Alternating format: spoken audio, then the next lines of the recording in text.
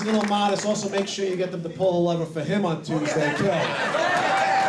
And speaking of pulling the levers, we've got a lot of work to do from today until the polls close at 9 o'clock on Tuesday night. And the campaign office is located at 118 Carlton Avenue in Central Islip.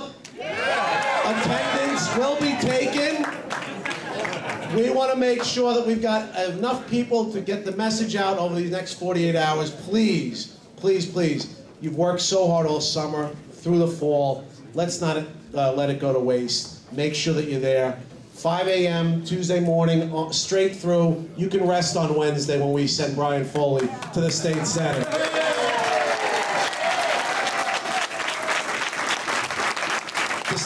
This next gentleman has been crisscrossing New York State over these past many months, putting together an outstanding campaign effort to retake the New York State Senate, to give Governor Patterson the partners that he needs to clean up New York State government.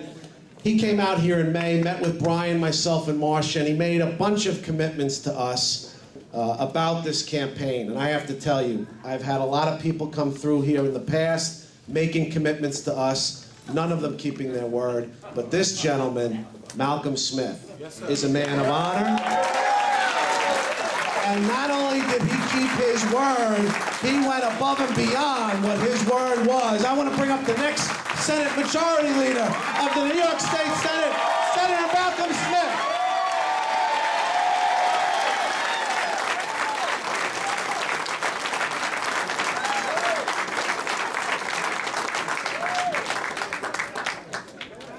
All right.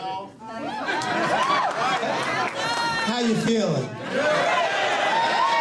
Reverend Hudson, how you feeling? You feeling good?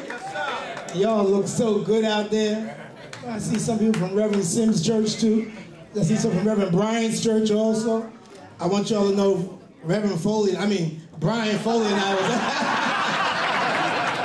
we were out this morning having a good time in church. Y'all look so good. God has been so good to all of us this entire campaign. I want to tell you, there is nothing more exciting than to be in the same place that one of the greatest governors that has ever been in the state of New York, Governor David Patterson, in the same location.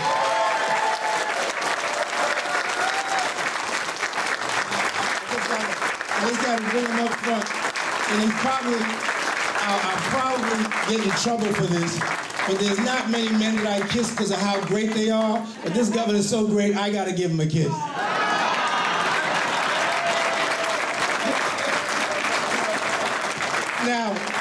Now let's talk about where we are. 40 years. 40 years. 40 years you had Republicans controlling the state Senate, yet they tell you they look out for your interests. Well, let's talk about what those interests are. Your property taxes, can you afford them? No! Education, do you get enough money? No! Do you have the jobs that you need? No! So are you going to vote for Senator Trunzo? No! All right, that's getting good. Let me just tell you how important that is and how important Brian is. And you see all my colleagues that are here. Senator Ruth Hassel Thompson came all the way from the Bronx. You've got Senator Jeff Klein, came all the way from the Bronx. Senator Snyderman came from the island of Manhattan. You got Senator Diane Savino came all the way from Staten Island. You got Phil Ramos, who you all know and love. Senator Tom Duane from Manhattan as well. And we are all out here because we love Brian Foley, just like you do. We love Brian Foley. And we are going to make sure, now you think about it. Most people talk about, well, you've got to see what a person can do. And I come from that same place. I want to know what you can do, how well you do it.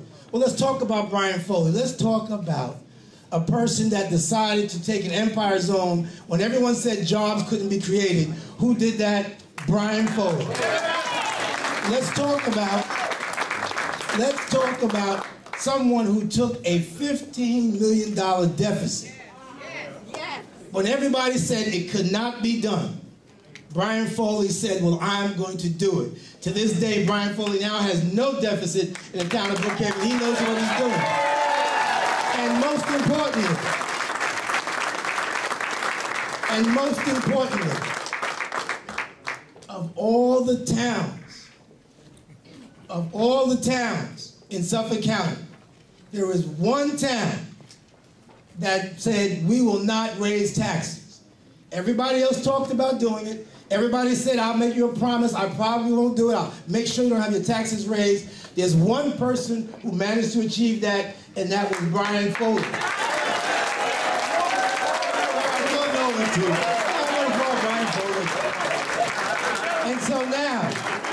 And so now, who do you love? Who do you love? Is he ready to win? Yeah. Do you want to hear him? Yeah. Ladies and gentlemen, Brian Foley, the next senator from the 3rd District. Malcolm Smith.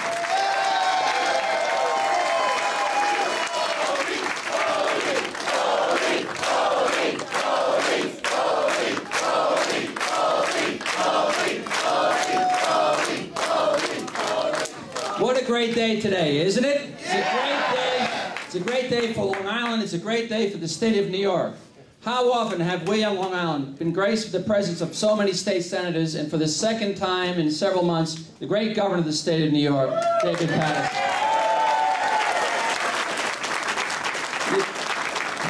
You know, for many, many years, if not for decades, we Democrats on Long Island have been laboring in the fields, doing great, good work of bringing good government to so many levels of government on a local level.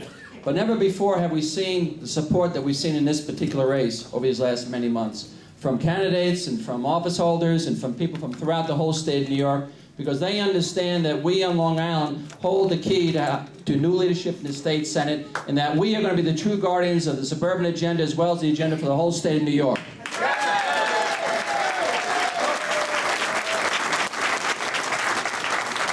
I want to thank Rick Schaefer for his great leadership as our county leader. Rich? We're here in the township of Islip, and I also want to thank, for all the great help he's given us during this campaign, our great friend Phil Nolan. Phil?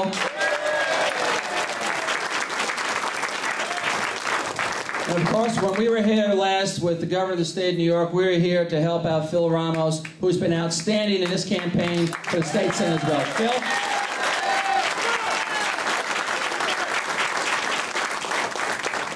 So, you know, these many months, as Rich had mentioned earlier, we met with Malcolm, I'd say early May. And from that time to this, we've been working every day to do something that I thought would only happen once in one's lifetime, which was 3 years ago when we brought real reform to a level of government that hadn't seen it in over 50 years.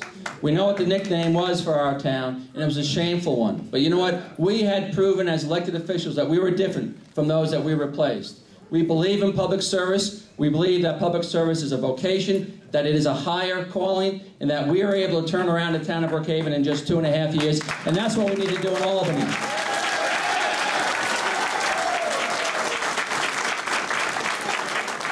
This campaign is about putting families' interests above special interests. This is about putting people above partisan politics, and it's also about ending the gridlock in Albany that has hurt so many people throughout the state of New York. What's also what this is about, ladies and gentlemen, is the fact that we have, not just once, as I said 3 years ago, changed and reform our town of Brookhaven. We now have a second chance to do something even more remarkable, and that is to change and reform the state of New York, and particularly to change the state Senate.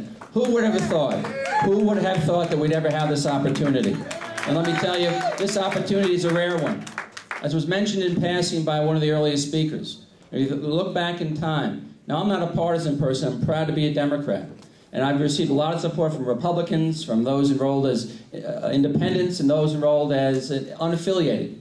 But what I'm about to tell you is the facts, not a partisan comment. The last time a Democrat from Suffolk County represented this area in the state Senate was in 1903.